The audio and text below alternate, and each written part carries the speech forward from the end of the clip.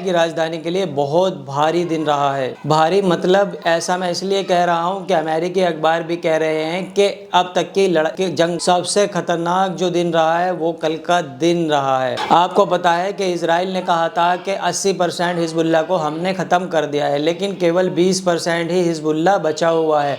उनकी 80% जो मिसाइलें हैं वो हम ख़त्म कर चुके हैं। जो बचा हुआ 20% हिजबुल्लाह है, इजराइल के हिसाब से उसने कल ही 250 से ज़्यादा जो मिसाइलें हैं वो एक ही दिन में फायर की हैं। दिन भर में करीब 30 बार हमले किए गए हैं और सीधा जो हमला है वो सीधा तेल अवीव को निशाना बनाया गया है। जो इजराइल की राजधानी है तेल अवीव, उसके अंदर हमले हुए हैं। हिजबुल्लाह ने बिल्कुल साफ किया है कि अगर तुम बैरूत पर हमला करोगे, हमारी राजधानी पर तुम हमला करोगे, तो हम भी पलटकर तुम्हारी राजधानी पर करेंगे।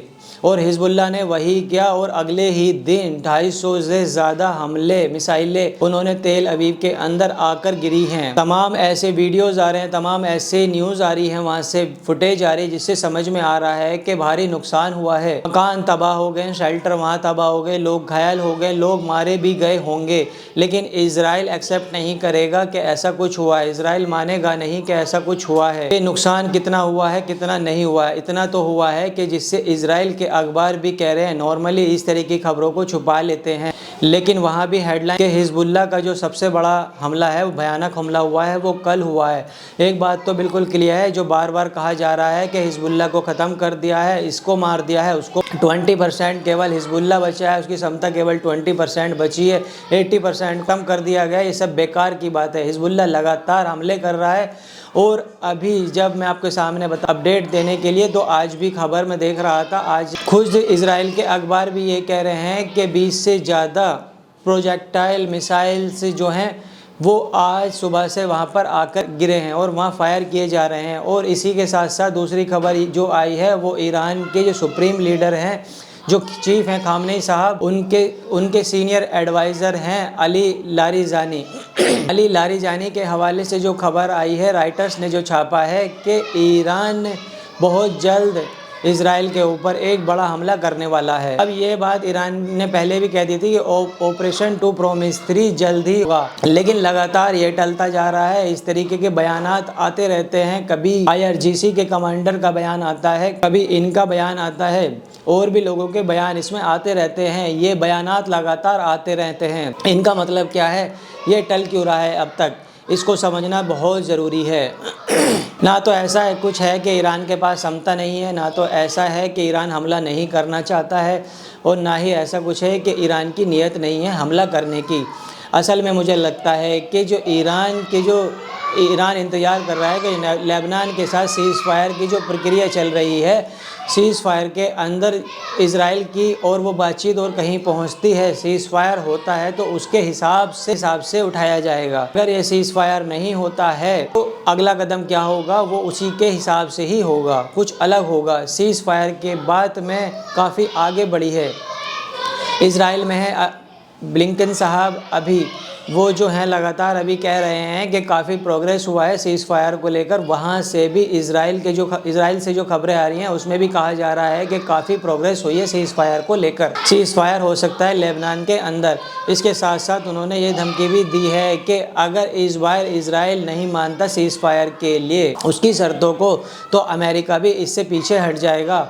आपको जो करना है वो आप आपस में कर सकते हैं। ये धमकी इजराइल के लिए बहुत बड़ी हो सकती है। आज तक अमेरिका भी किसी भी मसले में इस लेवल के ऑफिसर ने ऐसी धमकी नहीं दी थी। जेरूसलम टाइम आप उठाकर देखेंगे तो उसके अंदर खबर छपी थी कि इजराइल के अखबारों में जो खबर छोटी छपती है वो बहुत इंपॉर्टेंट होती है। खबर ये है कि सीधे कहा जा रहा है कि नेतन्याहू इन सारी जो सीज़ फायर की जो प्रक्रिया है, जो बातचीत चल रही है, इनको नुकसान पहुँचा रहा है। वो नहीं चाहता कि किसी भी तरीके का सीज़ फायर हो। लेकिन खबर यही ख़त्म नहीं होती है। एक मैं आपको बता चुका हूँ कई बार में, खबर इसके आगे यहाँ जाकर ख़त्म होती है कि अगर इजराइल नेतन्याहू ये सोच रहा है वो लेबनान मिल जाएगा, थाली में रख के आपको गाज़ा मिल जाएगा, आपको कोई मेहनत नहीं करनी पड़ेगी, तो ऐसा जो ख्याली पुलाव है नेतन्याहू का वो बिल्कुल नहीं होगा। नेतन्याहू को ये लगता है कि बाइडन की जो सरकार थी वो सरकार जा चुकी है, अब डोनाल्ड ट्रंप की सरकार आ चुकी है, तो अभी यही लग रहा है नेतन्याहू को कि बहुत आराम से उसको पूरा लेबनान मिल जाएगा, पूरा उसको फ़लस्तीन मिल जाएगा। तो ऐसा होने वाला बिल्कुल नहीं है। अब आप जानते हैं कि पिछली बार की जो ट्रंप सरकार, जो कि पिछले 4 साल के जो रहे हैं डोनाल्ड ट्रंप के, उसके बाद जो 4 साल बचे हैं नेतन्याहू के साथ, उसके जो रिश्ते थे वो रिश्ते बहुत ख़राब हो चुके थे डोनाल्ड ट्रंप के साथ। लेकिन सत्ता में आने के साथ उसने वैसे ही लोगों को हायर किया है, वैसे ही लोगों को अपनी कैबिनेट में शामिल किया है जो इजराइल के काफ़ी पक्ष में रहते हैं और उसके पक्के समर्थक हैं। ये कन्फ्यूज़न है कि ट्रंप आगे क्या करने वाला है। ये मैंने आपको पहले ही बताया था कि एक बात उसने क्लियर कर दी, जो वेस्ट बैंक है फ़िलिस्तीन के अंदर, उसका जो रवैया था वेस्ट बैंक को लेकर अब वो अलग है। अब वो वेस्ट बैंक पर इजराइल के पक्ष में नहीं है, उसके खिलाफ है वो। अब नंबर 2 आता है, ये खबर कई बार आ चुकी है कि बहुत क्लियर कहा है कि लेबनान के साथ तुरंत समझौता करो, तुरंत सीज फायर कराओ और जब मैं भी समझौता करो। नेतन्याहू ने शर्तें क्या रखी थी मैं आपको बताना चाहता हूँ। नेतन्याहू की शर्तें थी कि हिजबुल्लाह वहाँ पर पूरी तरीके से ख़त्म किए जाए और हम कभी भी लेबनान में जाकर वहाँ पर जंग कर सकते हैं, कभी भी वहाँ पर जाकर आ सकते हैं। तो ये सारी शर्तें थी, ये सारी शर्तें कोई मानने के लिए वहाँ पर तैयार नहीं था, तो ऐसी शर्तों को वहाँ से नकार दिया गया है। हिजबुल्लाह और लेबनान का कहना है कि जैसे 2006 में समझौता हुआ था वैसे ही कोई समझौता हो। अब अगर इजराइल से ये कहा जा रहा है कि समझौता काफ़ी आगे बढ़ा हुआ है, इसका मतलब ये है कि इजराइल कहीं ना कहीं इस समझौते के लिए राजी हो रहा है। यह उसको समझना बहुत ज़रूरी है क्योंकि उसके जो सैनिक हैं वो लगातार मारे जा रहे हैं और उस तरीके की जो आर्मी है उसके पास नहीं है। कहा यह भी जाता है कि इजराइल का कहना था कि हमारे पास दुनिया की सबसे मजबूत आर्मी है। उसके पास जो आर्मी है वो 1 से 1.5 लाख की आर्मी है, लेकिन रिज़र्व आर्मी उसके पास काफ़ी बड़ी थी, 4 से 5 लाख की थी। तो जैसे ही ये जंग शुरू हुई थी फ़िलिस्तीन के साथ में, इजराइल की जो जंग स्टार्ट हुई थी हमास के साथ, वहाँ पर कुछ जो सिविलियंस थे जिनको पहले से ही आर्मी की ट्रेनिंग मिली हुई थी, वो लोगों ने आर्मी ज्वाइन की थी क्योंकि उनको भी ये लग रहा था कि 4 से 5 महीने की जंग है, जंग निपट जाएगी और हम अपने कामों के लिए दोबारा लौट जाएंगे। लेकिन ऐसा नहीं हुआ, जंग को पूरे 1 साल से ज़्यादा हो गया। पहले जंग जो चल रही थी वो गाज़ा के अंदर चल रही थी, अब वो लेबनान के अंदर भी चल रही है। तो इजराइल के लगातार सैनिक मारे जा रहे हैं, लगातार वो आत्महत्या कर रहे हैं और वो अब जंग लड़ने के लिए मना कर रहे हैं। तो इजराइल की ये एक बहुत बड़ी मजबूरी बन गई है कि कैसे भी करके वहाँ पर सीज़ फायर कराया जाए। तो यही वजह है कि अमेरिका की बात मान रहा है और सीज़ फायर के लिए जो प्रक्रिया है, जो अमेरिकी अधिकारी इजराइल के अंदर आए हुए हैं, वो प्रक्रिया आगे बढ़ रही है। अब देखना ये होगा, ऐसा तो नहीं है कि सीज़ फायर की जैसे प्रक्रिया आगे बढ़ती है तो नेतन्याहू उसमें अपनी कोई टांग अड़ा दें और सीज़ फायर वहाँ पर कैंसिल हो जाए, क्योंकि अब से पहले गज़ा के अंदर कई बार न्यूज़ आ चुकी थी कि सीज़ फायर की प्रक्रिया आगे बढ़ चुकी है, लेकिन नेतन्याहू ने ऐन मौके पर उस सीज़ फायर को ख़त्म कर दिया।